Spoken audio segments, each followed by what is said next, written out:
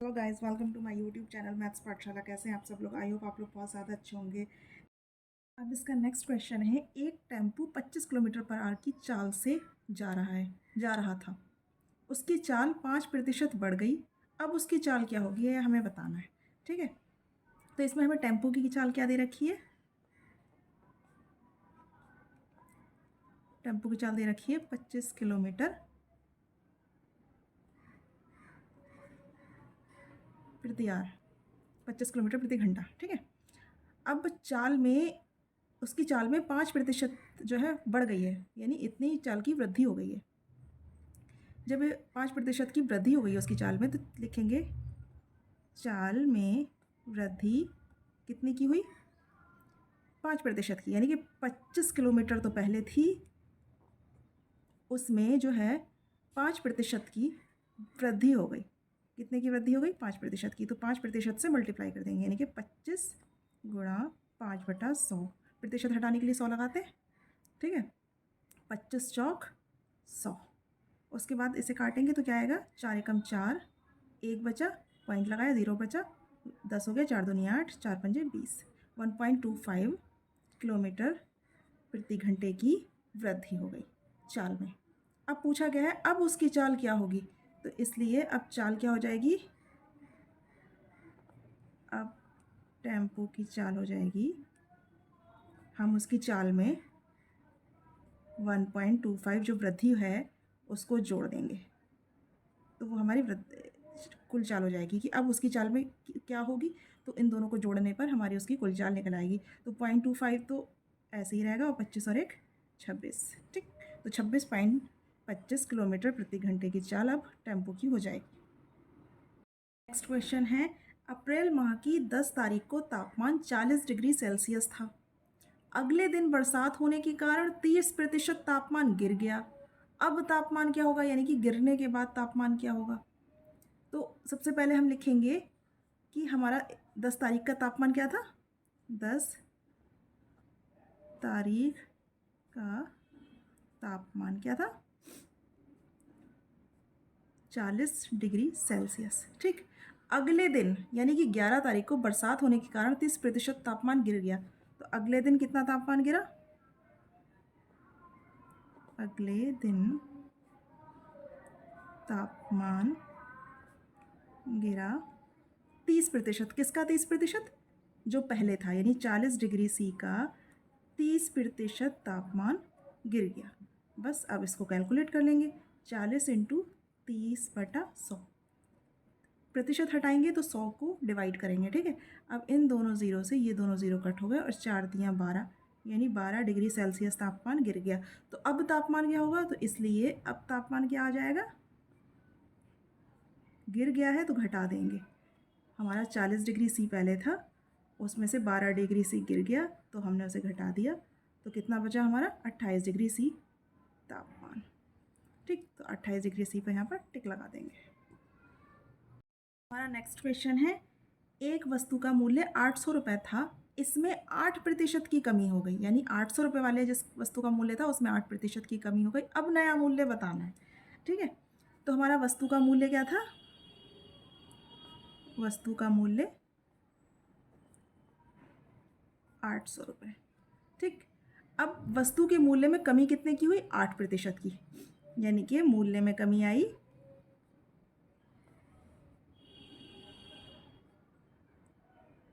8% की, यानी कि 800 का 8% की, 800 का 8% की। इस 800 रुपये पे 8% की कमी हुई है ना, क्योंकि वस्तु जिस वस्तु के का मूल्य है उसी के मूल्य पर कमी आई है, तो जो मूल्य होता है उसी के 8% से कमी निकालेंगे। तो 800 गुणा 8/100। अब ये दोनों ज़ीरो इस दोनों ज़ीरो से कट जाएंगे, और ये हो जाएगा 64 रुपये। ये जब वस्तु का मूल्य रुपए में है तो उसमें कमी भी रुपए में ही आएगी ना, तो 64 रुपये की कमी आ गई। इसलिए अब वस्तु का नया मूल्य क्या हो जाएगा?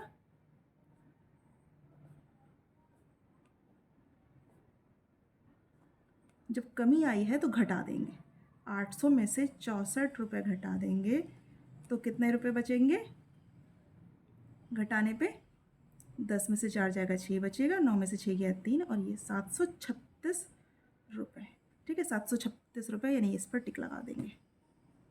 नेक्स्ट क्वेश्चन है, एक गांव में 15% लोग निरक्षर हैं। निरक्षर यानी कि अनपढ़ हैं, पढ़ाई लिखाई जिन्होंने नहीं की है। यदि गांव की जनसंख्या 2400 हो, यानी 2400 लोग उस गांव में रहते हों, तो गांव में कुल कितने लोग निरक्षर हैं? तो कितने लोग निरक्षर होंगे? 2400 के 15% लोग निरक्षर होंगे।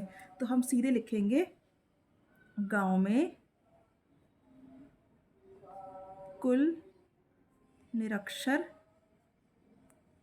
लोग कितने हो जाएंगे? 2400 तो लोग हैं और उसके 15% लोग जो हैं वो निरक्षर हैं, यानी 2400 के 15% लोग निरक्षर हैं, तो बस 15% हम 2400 का निकाल लेंगे।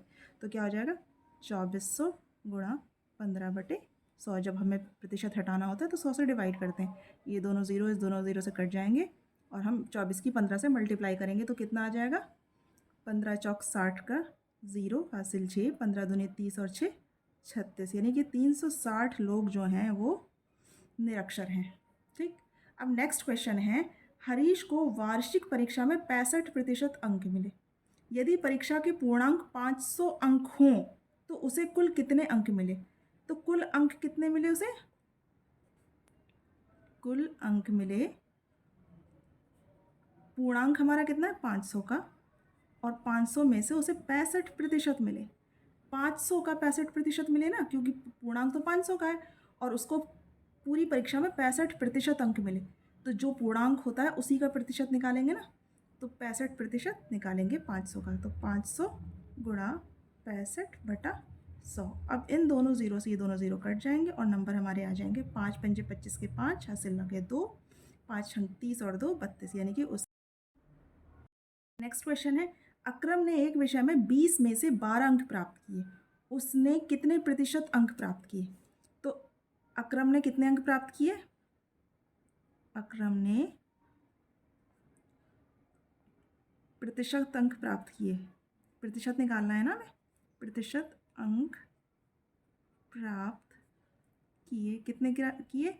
12 अंक प्राप्त किए, और कितने में से किए? 20 में से किए।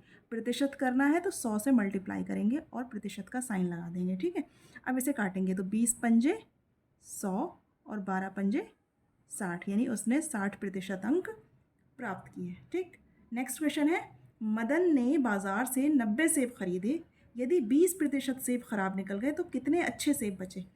तो कितने सेब, कुल कितने सेब हैं? कुल सेब हैं 90। ठीक, 20% खराब निकले, तो खराब सेब कितने हैं? खराब सेब हैं 20%। किसका 20%? जो कुल सेब थे उसका 20% सेब खराब है। ठीक है, तो 90 का 20% निकालेंगे तो 20/100, इन दोनों ज़ीरो से ये दोनों ज़ीरो कट जाएंगे और 2 में 18, 18 सेब खराब निकले। ठीक है, इसलिए अच्छे सेब कितने बचे? अच्छे सेब कैसे हो जाएंगे? 90 में से, कुल सेब में से खराब सेब घटा देंगे और अच्छे सेब बच जाएंगे। तो घटाएंगे तो कितना आएगा? 10 में से 8 जाएगा 2 बचा, और 8 में से 1 जाएगा 7, यानी 72 सेब हमारे अच्छे हैं। नेक्स्ट एक्सरसाइज स्टार्ट हो गई है, एक्सरसाइज 5H वाणिज्य गणित की। उसके कुछ इंपॉर्टेंट पॉइंट्स हैं वो हमें ध्यान रखने हैं। इसमें क्रय मूल्य और विक्रय मूल्य के सवाल आएंगे। क्रय मूल्य का मीन्स होता है खरीदा गया मूल्य, विक्रय मूल्य का मीन्स होता है बेचा गया मूल्य।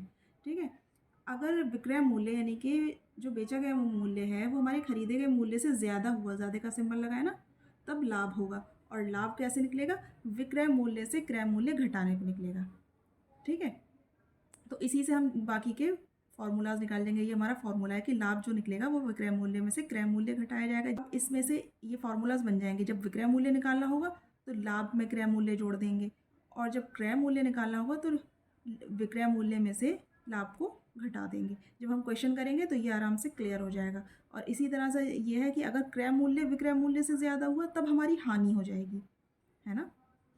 कि जैसे हमने जो है, हमारे पास हमने कोई चीज़ खरीदी है 10 रुपये में और उसको 12 रुपये में बेचा है, तब तो फ़ायदा हो रहा है। लेकिन अगर हमने ख़रीदी है कोई चीज़ 12 रुपये में और 10 रुपये में उसको बेचा है, 2 रुपये की हानि हो रही है ना। तो जब क्रय मूल्य हमारा विक्रय मूल्य से ज़्यादा हो जाएगा तब हानि होगी। ठीक है, और हानि कैसे निकलेगी? क्रय मूल्य में से विक्रय मूल्य घटाने पे निकलेगी। ठीक है, और इसी से ये फार्मूला 2 और बन जाएंगे कि जब विक्रय मूल्य निकालेंगे तो क्रय मूल्य से हानि घट जाएगी, और जब क्रय मूल्य निकालेंगे तो विक्रय मूल्य में हानि जुड़ जाएगी। जब हम इससे रिलेटेड क्वेश्चन करेंगे तो हमें ये अच्छे से समझ में आएगा। अब हमारा नेक्स्ट क्वेश्चन है 5H का। इसमें क्या है, रिक्त स्थान भरने हैं। हमने इसके फॉर्मूलाज देख लिए थे कि इसमें हमें क्या निकालना है। इसमें देखिए नंबर 1 जो है हमारा, ये पूरी टेबल बनी हुई है, ठीक है। तो इसमें टेबल में क्या है, सबसे पहले क्रम संख्या 1 2 3 4, ये इसमें 4 क्वेश्चन है। क्रय मूल्य दे रखा है, इसमें विक्रय मूल्य दे रखा है, और लाभ या हानि एक ही चीज़ होगी। तो जब लाभ हो तो लाभ का कॉलम भरेंगे, जब हानि होगी तो हानि का कॉलम भरेंगे, ठीक है। तो हमें क्या करना होगा, यहाँ पर क्रय मूल्य यानी कि खरीदा जो गया जो मूल्य है वो 100 रुपये है, और बेच दिया हमने 115 रुपये में। तो कोई चीज़ हमने 100 रुपये में ख़रीदी, उसे 115 रुपये में बेचा, इसका मतलब ये है कि हमें लाभ हुआ। लाभ कितने का हुआ, विक्रय मूल्य में से क्रय मूल्य घटाएंगे, यानी कि 115 में से 100 घटाएंगे तो कितना आएगा, 15 रुपये। 15 रुपये का हमें लाभ हुआ, तो हानि तो हुई नहीं, तो हानि का कॉलम खाली छोड़ देंगे, ठीक है।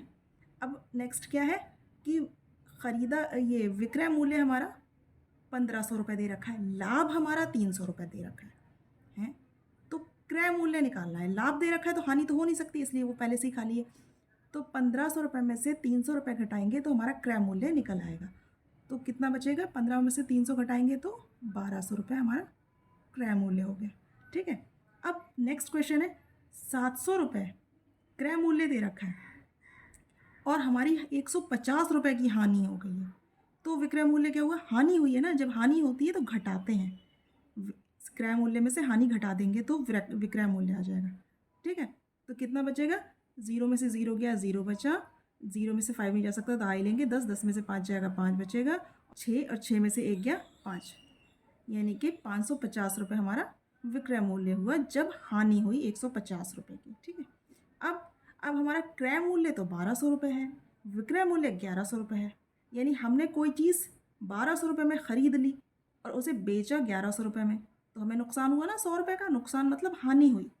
तो 100 रुपये की हानि हुई, जब हानि हुई तो लाभ नहीं हुआ, तो लाभ का कॉलम खाली छोड़ देंगे, ठीक है। नेक्स्ट क्वेश्चन है हमारा, रहीम ने एक घड़ी 1400 रुपये में ख़रीद कर 1600 रुपये में बेच दी, उसे कितना लाभ हुआ। तो पहले तो उसने 1400 रुपये में ख़रीदी और उसके बाद उसे 1600 रुपये में बेच दिया, तो लाभ ही तो हुआ, लाभ ही निकालना है हमें। तो क्या करेंगे, हमारा क्रय मूल्य क्या है, यानी हमारा खरीदा गया मूल्य क्या है, 1400 रुपये। विक्रय मूल्य हमारा क्या है, 1600 रुपये। तो इसलिए लाभ क्या हो जाएगा, विक्रय मूल्य में से क्रय मूल्य घटा देंगे तो लाभ हो जाएगा, यानी कि 1600 में से 1400 घटा देंगे तो हमारा लाभ की राशि निकल आएगी, यानी कि 200 रुपये लाभ हुआ। नेक्स्ट क्वेश्चन है हमारा, रहीम ने एक घड़ी 1400 रुपये में ख़रीद कर 1600 रुपये में बेच दी, उसे कितना लाभ हुआ। तो पहले तो उसने 1400 रुपये में ख़रीदी और उसके बाद उसे 1600 रुपये में बेच दिया, तो लाभ ही तो हुआ, लाभ ही निकालना है हमें। तो क्या करेंगे, हमारा क्रय मूल्य क्या है, यानी हमारा खरीदा गया मूल्य क्या है, 1400 रुपये।